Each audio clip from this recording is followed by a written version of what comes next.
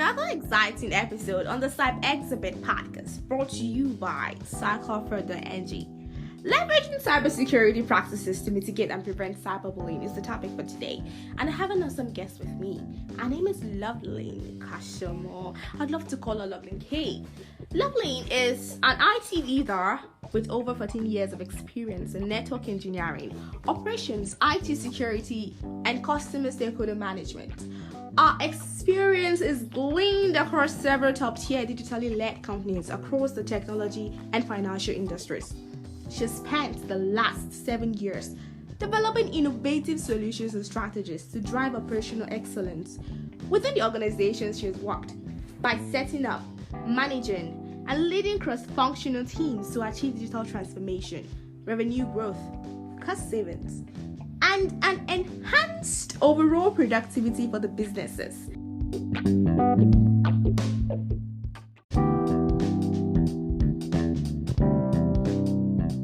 Loveline, please introduce yourself to listeners. Thank you very much. Hi, everyone. I'm very happy to be here on this platform. Of course, like you've done the introduction already, my name is Loveline Kasomo, and I'm here to talk about cybersecurity and how we can help prevent cyberbullying. Cyberbullying is big because a lot of people fall victim of it every now and then. So essentially we just want to dissect what cyberbullying is, how can we as individuals help ourselves, and how can we use cybersecurity best practices to avoid this or avoid ourselves from being victims of cyberbullying.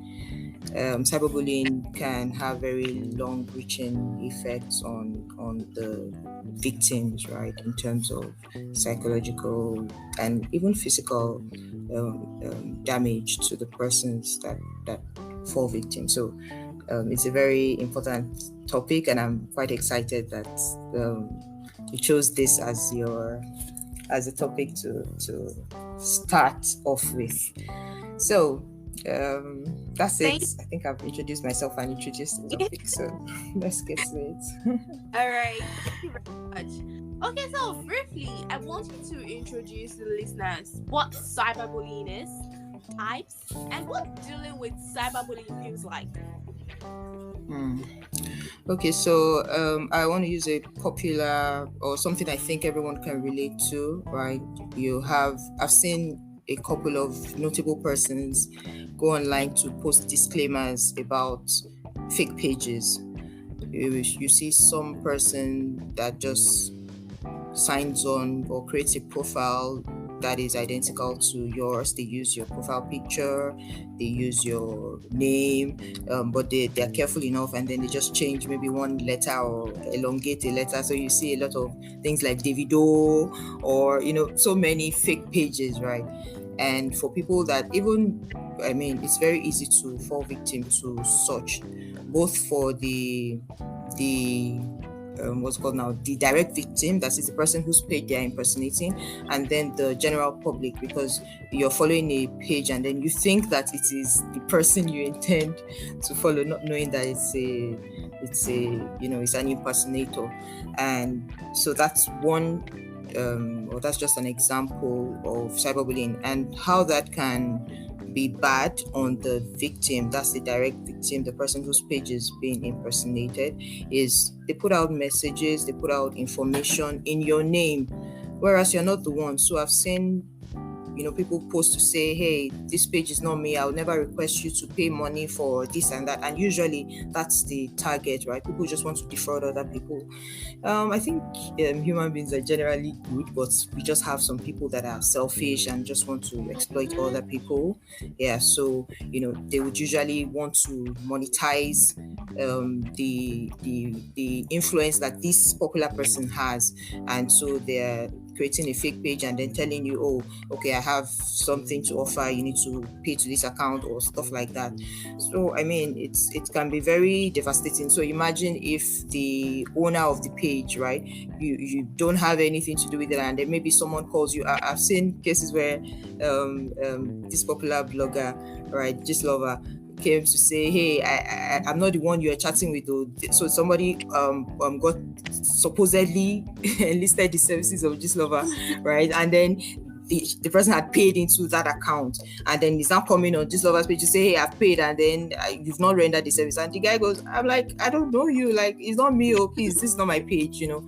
So I mean, how can it's for the victim, the direct victim, you feel so upset, like, why would someone use your name and then, you know, making money off you? And it could really be an emotional trauma for the person when it happens. So things like that, I mean, we do not or they're not things that you should take lightly, and should avoid as best as possible, and then employ measures to make sure that you don't fall victim of such.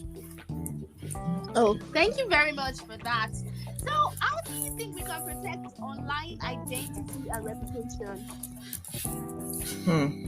Okay, so this one, I mean, well, there are so many ways, but one of the first things we would usually advise here or in cybersecurity would be you have to protect your online identity. That's the very first step. And how do you protect your online identity? Make sure that so one good thing that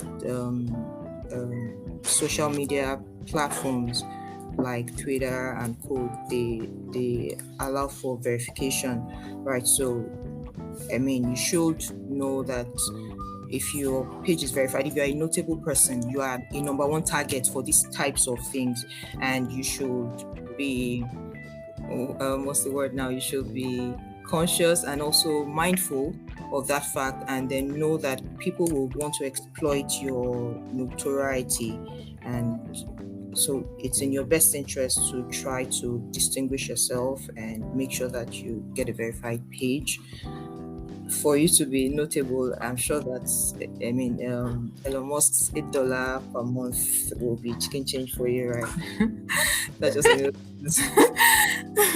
that's a light note, but I mean, it's a token to pay for the damage that could come from it would definitely exceed that. So I mean, I think that's something that one can do, and so at least start with that to distinguish yourself, and then make sure that your followers know, your community, online community, people that your message is targeted at, they know your verified page and they know your authentic page.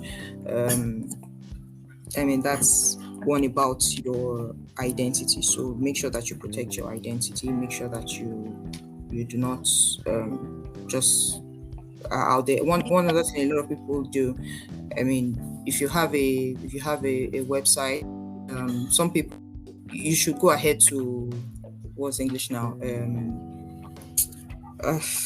Sorry, I forgot that.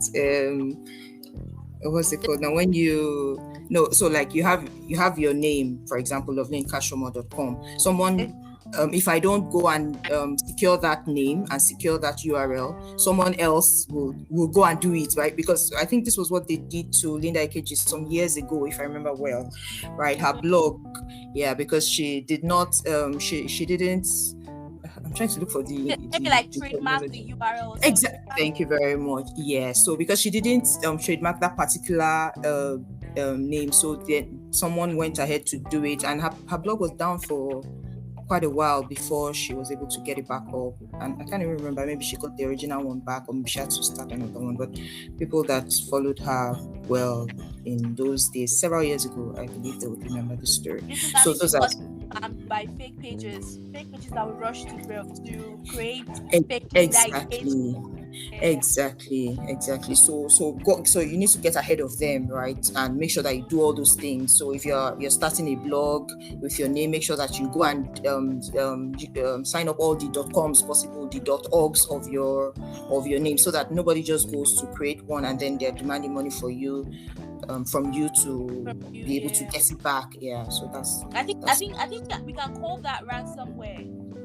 exactly ransomware. That perfectly falls under ransomware. So because they want you to pay money to be able to get back your identity. I mean, that's so mean. They're not very, very important to you. It's not something you want to do because you build Exactly. Yeah.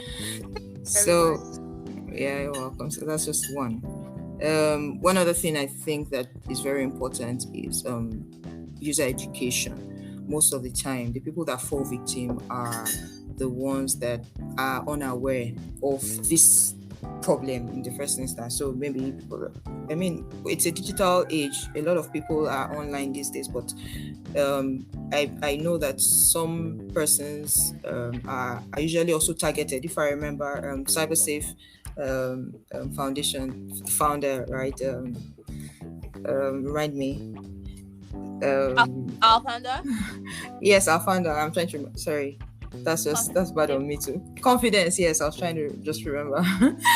So I mean, she told story of her first program, which was No Go for Maga, right? And she started that program because her mom fell victim of an online scam. So I mean, sometimes they target the older generation, right? People that they know are not really online savvy. So if we try to educate them, so this means that as a Gen Z, make sure that you educate your older ones that are not Gen Z, or that are millennials, or your parents. Make sure that you educate them about these practices. And the funny thing is, a lot of them are now coming online, right? I know my mom has a LinkedIn page, although I don't think she uses it. Right. So and my mom-in-law is very active on Facebook, so they're coming online. You then need to educate them, help them realize that this their online presence can be exploited, and then teach them about safe practices and protecting their identity. Another very important thing in protecting one's identity is a lot of people share personal information online. You post a picture and it has your address, or it has your phone number. I mean, you're opening yourself up to doxing. There's something cybersecurity professionals. Let me just people in cybersecurity. Let me just cybersecurity influencers are doing right now. So, okay. How are you a cybersecurity professional? Are you making a video in your own showing like things that you use to indicate? I don't know if you get me. Exactly where you are. And you're making a video in your own. I can see some things I can yeah, so it's part of education, right? A lot of people don't realize it. Before I post anything online, I would usually check, right? Try my best to make sure that. So if maybe I'm doing a video, I would usually blow my screen, blow my background, or use a fake background, because you never know when you post something, someone will just go and zoom and then see something in the background that is not meant to be seen. So I mean, you have to be, yeah. And then some people post pictures with time and location stamp. Yeah, so you already put it. Yeah, so you're putting yourself out there. Everybody knows it, and you're putting it on the internet where the world is, right? Anyone can track you. In fact, there was a story, or sort of a video clip that showed how someone was targeted, and I think maybe she was kidnapped or something like that. So the story was more around, they just went on her page, Facebook page, and then picked different pictures. They were able to identify her location. They were able to identify maybe her siblings or some persons. And in fact, when I got very conscious of this, if you go on my Instagram page, I sort of deleted everything that had to do with my family from my page. So the only thing you see, the only thing you would likely see there is myself, and stuff maybe about work and all that, I tried, to sort of demystify myself.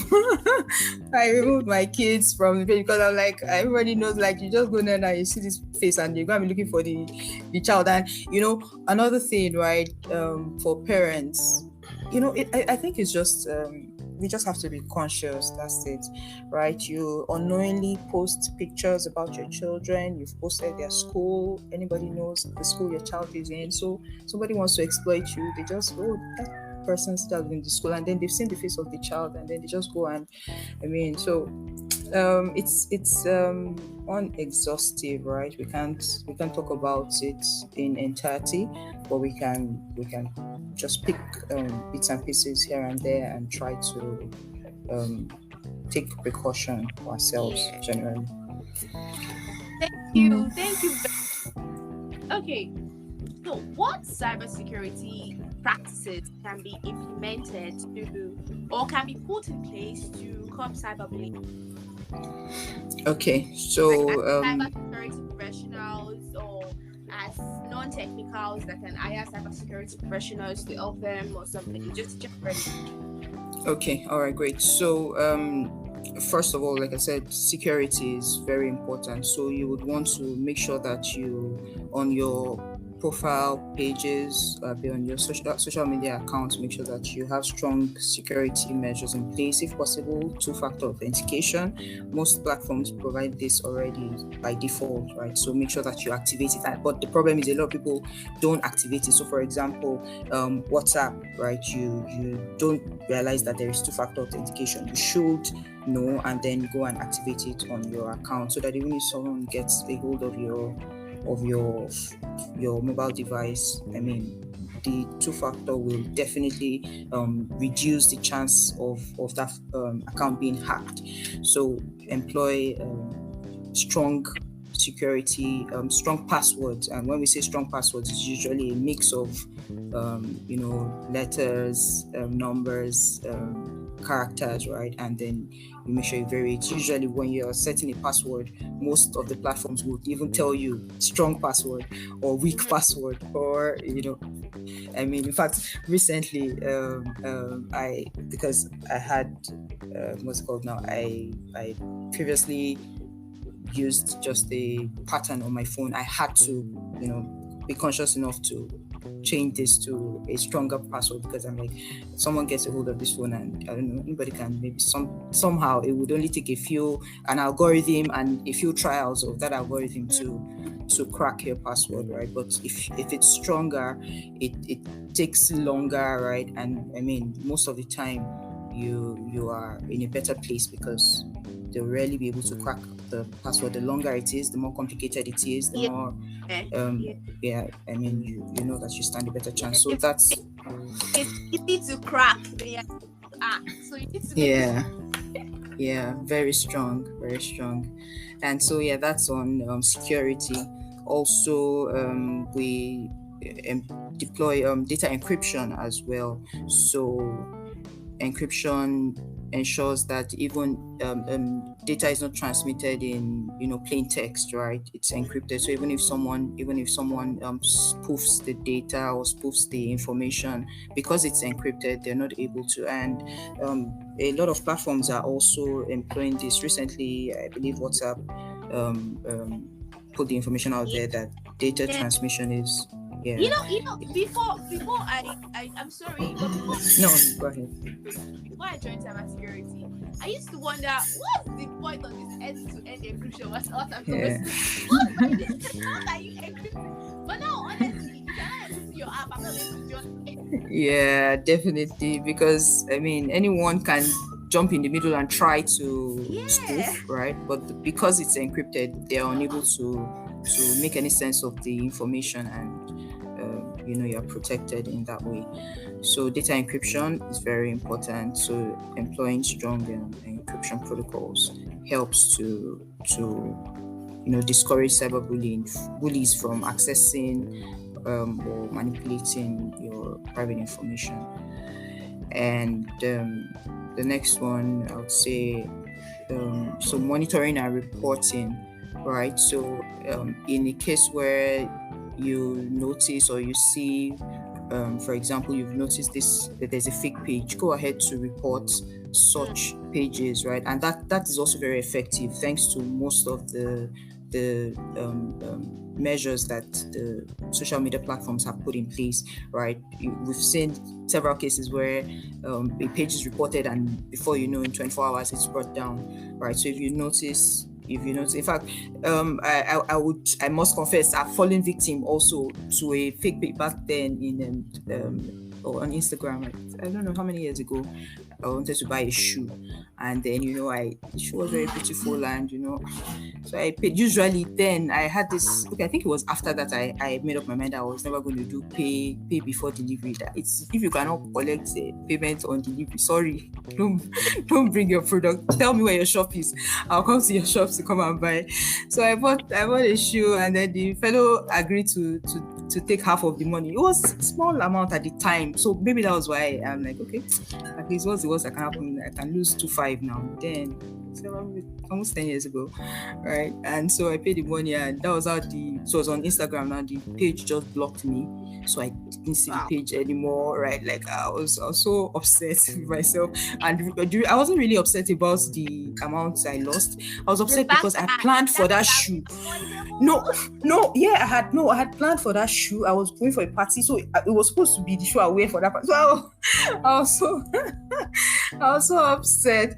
But at least one thing I knew that I did was I used another account, and then I found the page. Of course, I reported it, but I don't know if I didn't check again to see whether it was brought down. But I mean, if you find a page that you know is fake, please go ahead and report it, and make sure that you try to help someone else avoid falling victim to their gimmicks. Then okay, go ahead. No, you can actually go ahead and give us another point. All right, yes. So content filtering and moderation. I think we've talked about it, but in terms of cybersecurity tools, so there are tools that we could use for filtering content and moderation algorithms, that can automatically detect and flag potential harmful or abusive content, right? So I mean, advanced machine learning algorithms are available that can analyze language patterns and contextual cues that would identify cyberbullying incidents. So, I mean, this is more of a proactive approach because you're using those tools to try to identify harmful content, right, and things that would help to discourage cyberbullies from targeting you. So if you talk to a cybersecurity professional, they'll advise you on how to go about this, but there are tools available like that can help you. And then I've talked about education and more like digital literacy initiatives. So apart from talking about it, if you also find programs where these things are being discussed, you should take advantage of them, participate. You can learn one or two tips here and there about how you can protect your online identity, how you can prevent yourself from falling victim to cyberbullies and their gimmicks.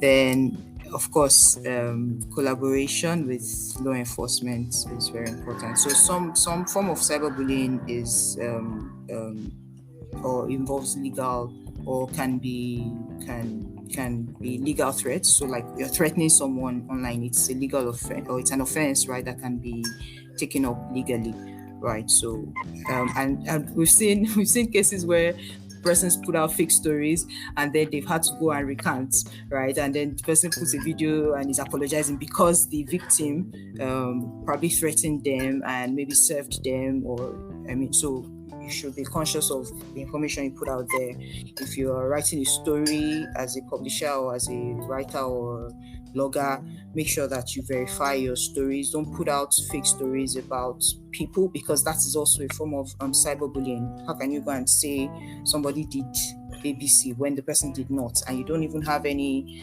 proof to back it up. So make sure you verify your story so that you do not have to face the law for it. But definitely that's one thing that victims of cyberbullying should definitely do. There was a time when I think a lady, I can't remember what she did against Davido, and everybody was on his side, like, please make her pay. And if you teach someone a lesson, right, other people learn from that lesson and they know not to try you again. So we should not be afraid to take advantage of what is available legally, right? Okay. To avoid and prevent people from targeting us in their bid to exploit people online. So I think that at least sums it up. And I was actually enjoying it. I didn't want to just stop. Well, but we have to at some point. Okay, so one last question to round up the show. Okay. Do you think cyber education for everyone will lead to a cyberbullying-free internet? Well, the truth of it is, as long as human beings remain human beings, we cannot really have an entirely cyberbullying-free internet, because you would always have persons that will always go off. Everybody's going right, they will go left, right? But we can definitely do a lot to reduce and to mitigate the impact of it, right? Make sure that you don't fall victim. Basically, make sure that you avoid falling victim and also becoming a cyberbully, knowingly or unknowingly, because sometimes some people don't really realize that that's what it is they're doing. Right, they're just interested. Yeah, I just want to make money. They say I can impersonate this page. I can just quickly make one sharp money, sharp. Right?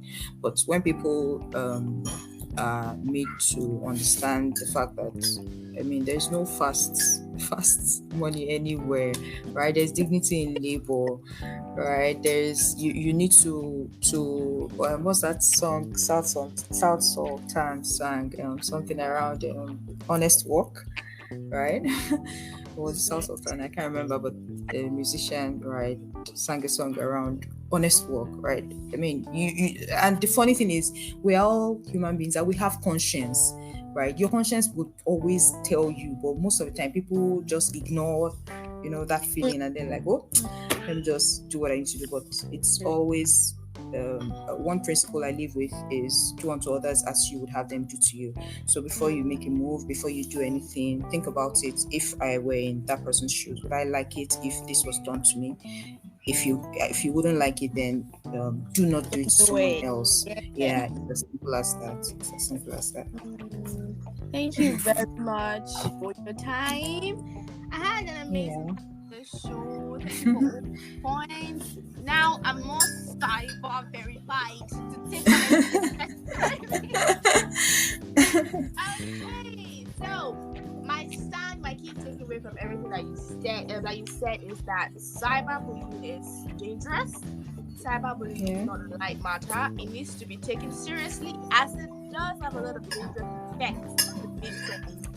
It disturbs the peace of mind of a person. Many people are known to experience depression after their cyberbullying. Thank you so much. We hope you would answer us on before you are not trying to give us some cyber definitely. definitely. Thank you so much.